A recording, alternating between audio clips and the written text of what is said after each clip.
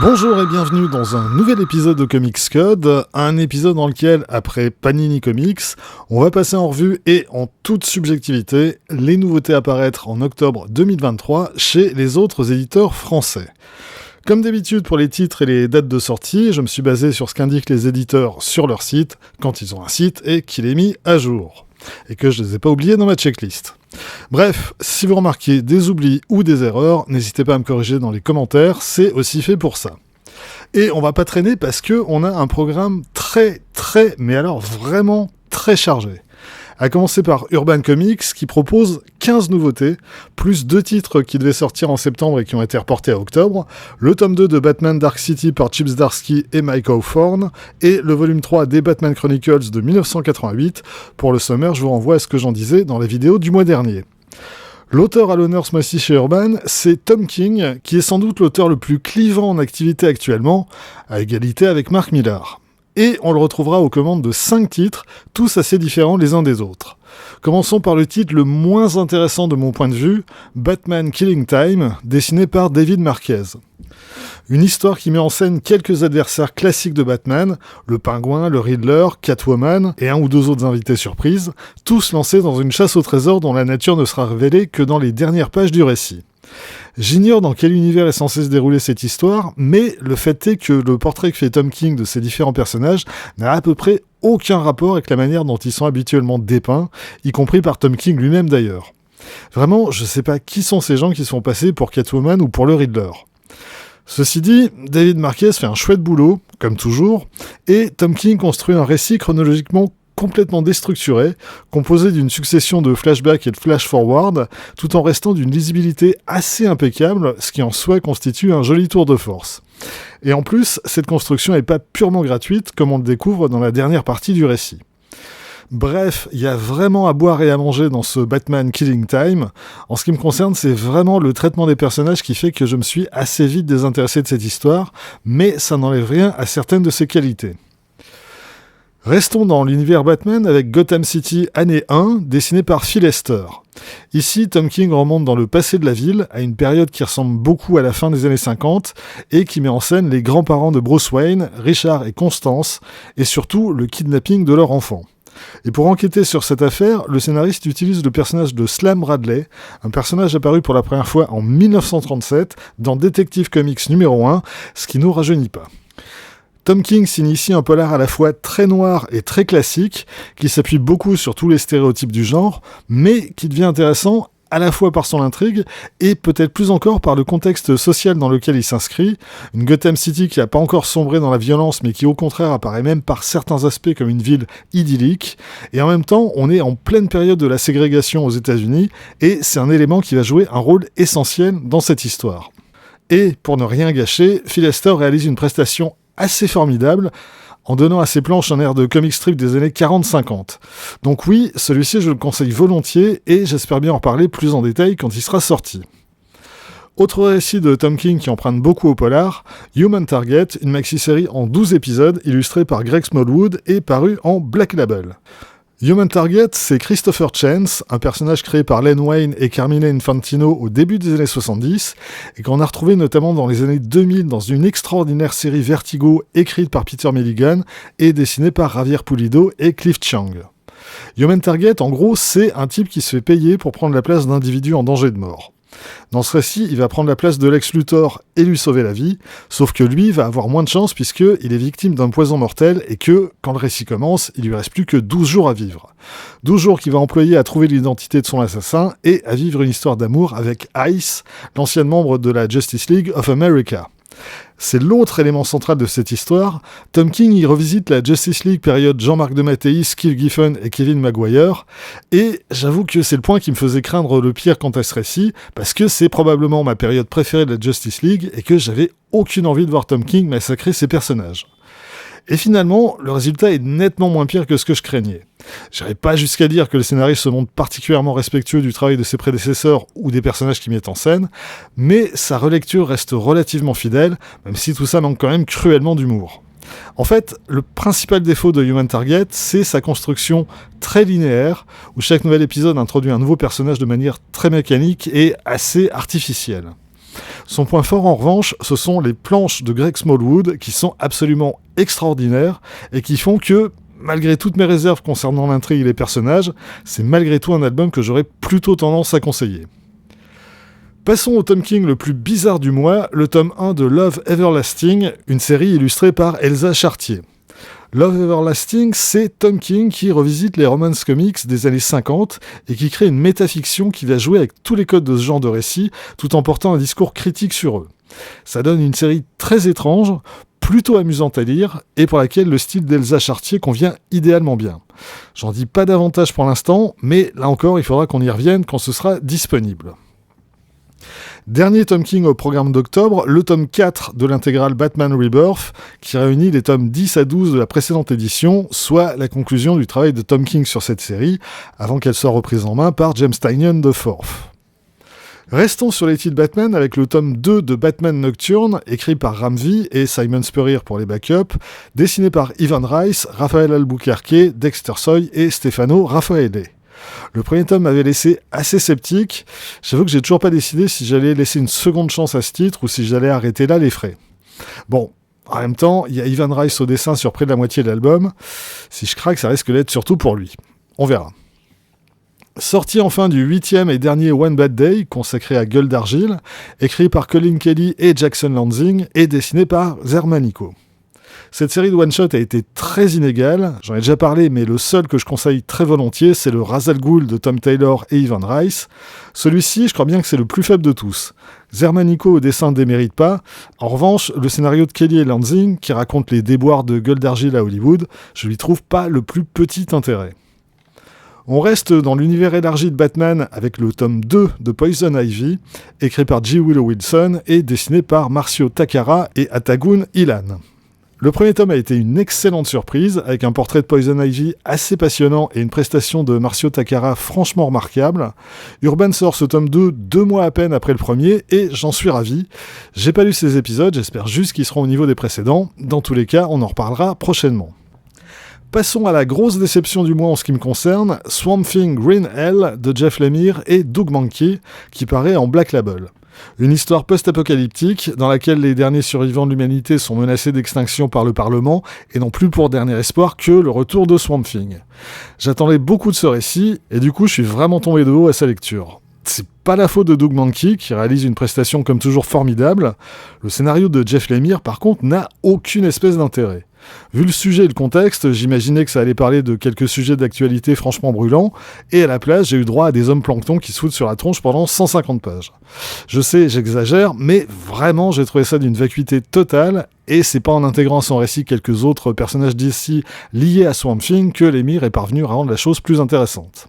Bref, si vous voulez lire un récit situé dans le futur et mettant en scène Swamp Thing, je vous conseille plutôt les 2 épisodes parus dans le cadre de Future State et qu'on retrouve dans le premier tome du Swamp Thing de Ram V et Mike Perkins.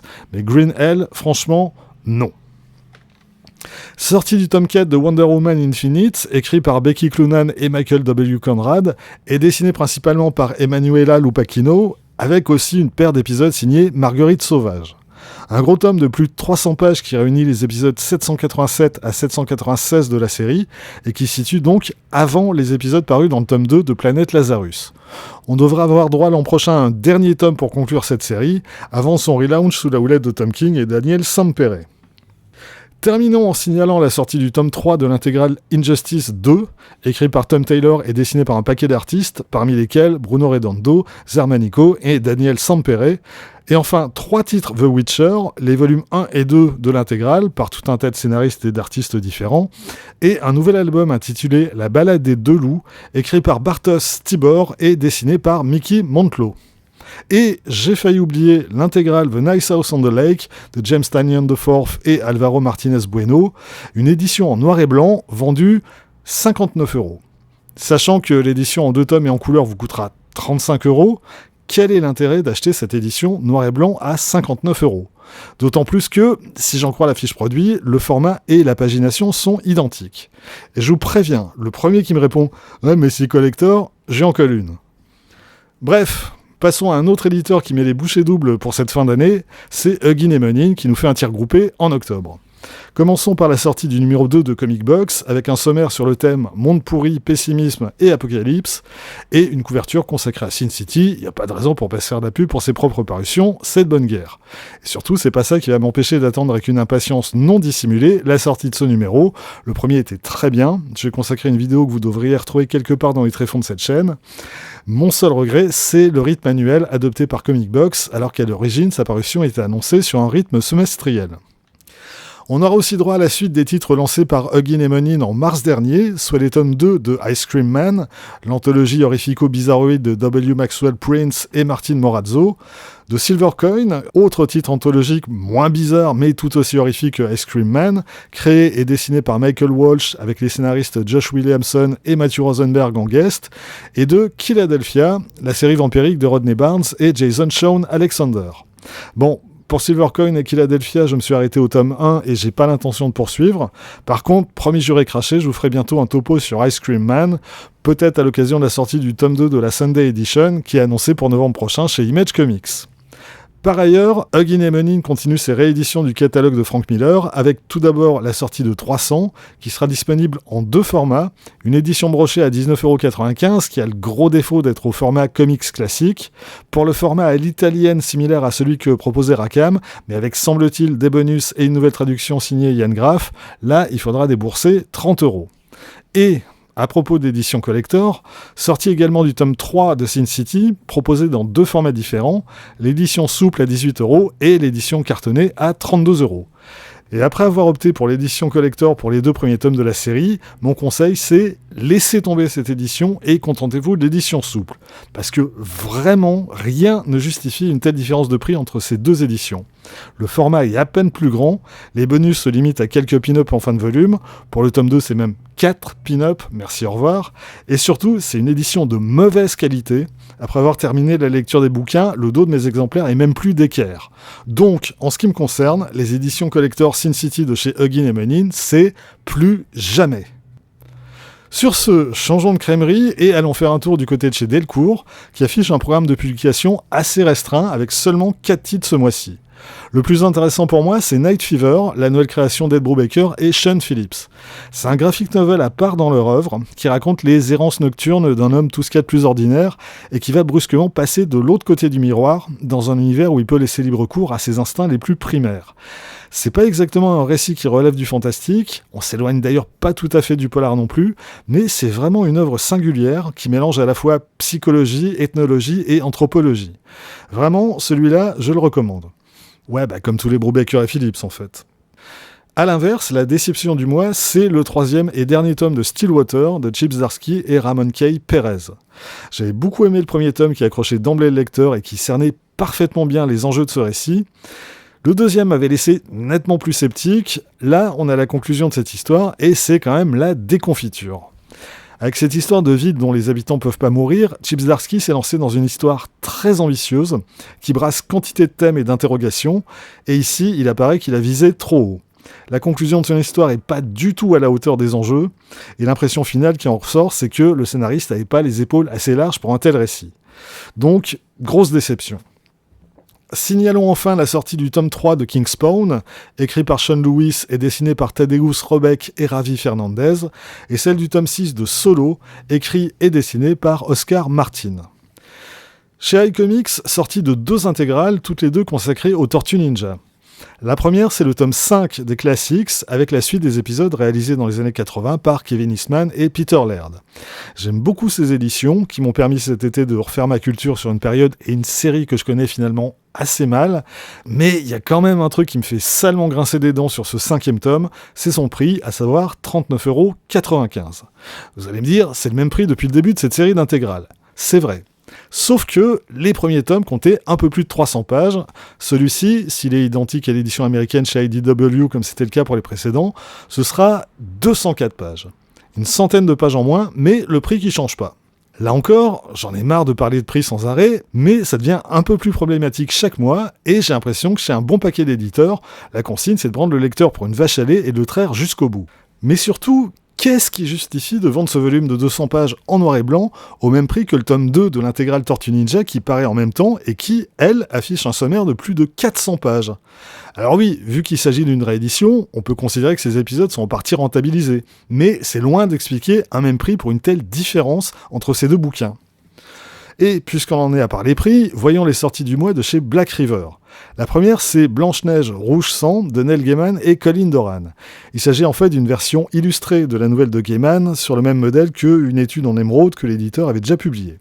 Et c'est un album de 88 pages vendu 17,90 €. Au format comics, si j'en crois la fiche de l'éditeur, pour ce prix on aurait au moins pu espérer une édition en grand format. D'autant plus que les planches somptueuses de Colin Doran le méritaient amplement. Mais non, là c'est du format comic book, tout ce qu'il y a de plus ordinaire. Même chose pour l'autre sortie du mois de Black River, Skull and Bones Savage Storm, écrit par John Jackson Miller et James Micheler et dessiné par Christian Rosado. Ici, c'est 80 pages, vendues 15,90 €.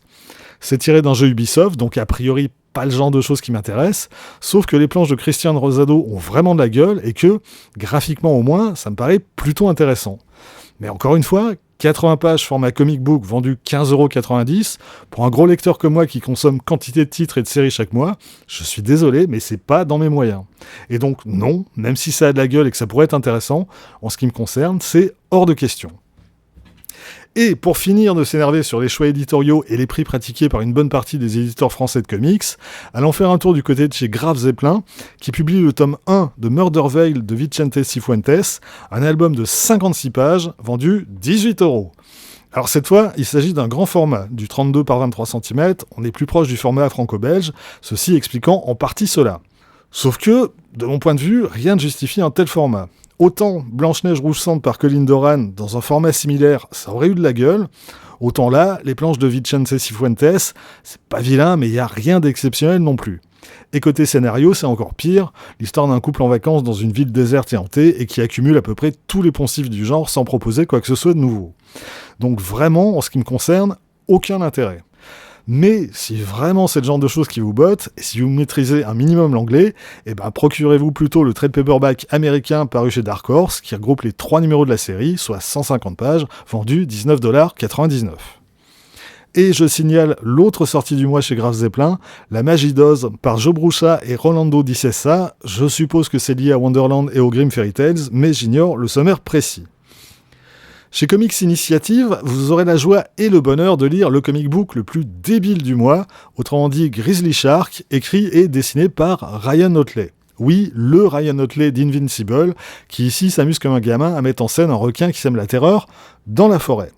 C'est sanglant, c'est d'un mauvais goût absolu, c'est rempli de personnages cons comme des brouettes sans roues, et c'est une lecture indispensable pour qui a envie de se marrer en lisant un comic book. Chez Achilleos devrait sortir les tomes 1 et 2 de Vault of Horror. J'ai eu beau chercher, j'ai trouvé aucune info sur le sommaire de ces tomes, et surtout pas sur le site de l'éditeur, qui a pas l'air d'avoir été mis à jour depuis 6 mois. Ça fait partie des rééditions du catalogue ICI Comics qu'Achilleos publie depuis un paquet d'années déjà. C'est des courts récits d'horreur du début des années 50 réalisés par la crème des illustrateurs de l'époque. On devrait retrouver au sommaire Harvey Kurtzman, Jack Davis, Jack Kamen, Johnny Craig, Joe Orlando et quelques autres, le tout en noir et blanc, et c'est indispensable pour tout amoureux des comics qui se respectent. Chez Glénat, les comics sont pas tout à fait morts, la preuve la sortie du tome 8 de Lady Mechanica, un volume écrit et dessiné par Joe Benitez, qui revient sur les origines du personnage et ce qu'elle a vécu dans ses jeunes années. C'est évidemment très beau, et en plus le scénario est plutôt malin, avec quelques twists bien menés dans le récit et une jolie galerie de personnages. Si vous suivez la série depuis le début, c'est évidemment un rendez-vous incontournable. Si vous connaissez pas, c'est plutôt une bonne porte d'entrée pour découvrir le personnage et son univers. Chez Futuropolis, sorti du dernier projet en date de Jeff Lemire, le premier tome des Éphémères, qu'il écrit et dessine. Un récit assez étrange qui débute comme une chronique adolescente dans une petite ville américaine et qui prend très vite une tournure assez inattendue et beaucoup plus fantastique. L'histoire sera bouclée en 2 tomes et, comme toujours avec les publications Futuropolis, c'est pas donné, 23 €, mais au moins on devrait avoir entre les mains un objet assez superbe. Terminons par les nouveautés Vestron, qui devraient sortir pas moins de 5 titres en octobre, si on en croit leur dernière mise à jour sur leur page Facebook. Il y aura donc les 6e et derniers tomes de Power Rangers Unlimited, Mighty Morphin et Power Rangers, le premier le 6 octobre, le second le 20, le tome 1 de Transformers Unicron Révolution Finale de James Roberts et Albert Milne, Evil 2 Collection, la série complète, qui réédite les 3 tomes de cette série, et enfin G.I. Joe Maximum Silence, un tome consacré aux épisodes Marvel des années 80, et plus précisément aux épisodes sans parole parus à l'époque, ainsi qu'un remake de l'épisode 21 de la série originale, un remake qui lui date de 2022 et dans lequel chaque page est réalisée par un artiste différent. Voilà, c'est tout pour aujourd'hui. En cas d'erreur ou d'oubli ou de changement de programme, n'hésitez pas à glisser un petit mot dans les commentaires. On se retrouve très vite pour la suite. D'ici là, vous pouvez vous abonner à cette chaîne, partager cette vidéo sur les réseaux sociaux et surtout, lire des comics. Soyez sages et à bientôt.